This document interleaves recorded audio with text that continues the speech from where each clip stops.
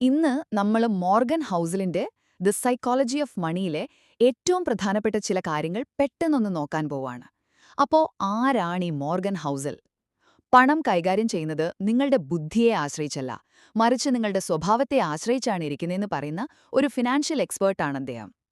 അദ്ദേഹത്തിന്റെ പല ഉപദേശങ്ങളും ഒരുപാട് ആളുകളുടെ ജീവിതം തന്നെ മാറ്റിയിട്ടുണ്ട്.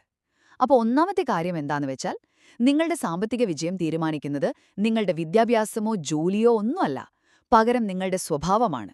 ക്ഷമ, പ്രതീക്ഷകളെ ഒന്ന് നിയന്ത്രിക്കുന്നത്, പിന്നെ ദീർഘകാലത്തേക്ക് ചിന്തിക്കാനുള്ള കഴിവ്. ഇതൊക്കെ ഒരു വലിയ ഡിഗ്രിയേക്കാൾ എത്രയോ പ്രധാനമാണ്. ഇതിന് പ്രത്യേകിച്ച് രഹസ്യ ഫോർമുലകളൊന്നും വേണ്ട. രണ്ടാമതായി, എന്താണ് യഥാർത്ഥ സമ്പത്ത്? അത് സ്വാതന്ത്ര്യമാണ്. വലിയ വീടോ വില കൂടിയ കാറോ ഒന്നുമല്ല. എല്ലാ ദിവസവും രാവിലെ എണീക്കുമ്പോൾ ഇന്ന് എനിക്ക് ഇഷ്ടമുള്ളത് ചെയ്യാൻ പറ്റും എന്ന് പറയാൻ കഴിയുന്ന ഒരു അവസ്ഥയില്ലേ, അതാണ് ശരിക്കുള്ള ലക്ഷ്യം. ഒന്നോർത്തു നോക്കൂ, നിങ്ങൾ കടം വാങ്ങുന്ന ഓരോ രൂപയും നിങ്ങളുടെ ഭാവിയുടെ ഒരു കഷ്ണം മറ്റൊരാൾക്ക് കൊടുക്കുന്നത് പോലെയാണ്.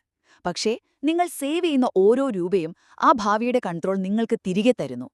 അവസാനമായി, ഒരുപക്ഷെ ഇതിലെ ഏറ്റവും പ്രധാനപ്പെട്ട പാഠം, മറ്റുള്ളവരുമായി നിങ്ങളെ താരതമ്യം ചെയ്യുന്നത് നിർത്തുക. ഇത് വളരെ പ്രധാനപ്പെട്ടതാണ്. കാരണം ആളുകളെ ദാരിദ്ര്യത്തിൽ നിർക്കുന്ന ഏറ്റവും വലിയ കാരണം ഇതുതന്നെയാണ്. പ്രത്യേകിച്ച് ഈ സോഷ്യൽ മീഡിയയുടെ കാലത്ത്. നിങ്ങളൊരു വില കൂടിയ കാർ വാങ്ങുമ്പോൾ ആളുകൾ നിങ്ങളെ അല്ല ശ്രദ്ധിക്കുന്നത്.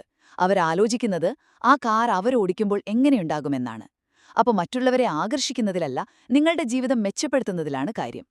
ചുരുക്കി പറഞ്ഞാൽ, നിങ്ങളുടെ സാമ്പത്തിക വിജയം നിർണ്ണയിക്കുന്നത് നിങ്ങളുടെ ചിന്താരീതിയാണ്, അല്ലാതെ നിങ്ങളുടെ ബാങ്ക് ബാലൻസ് അല്ല.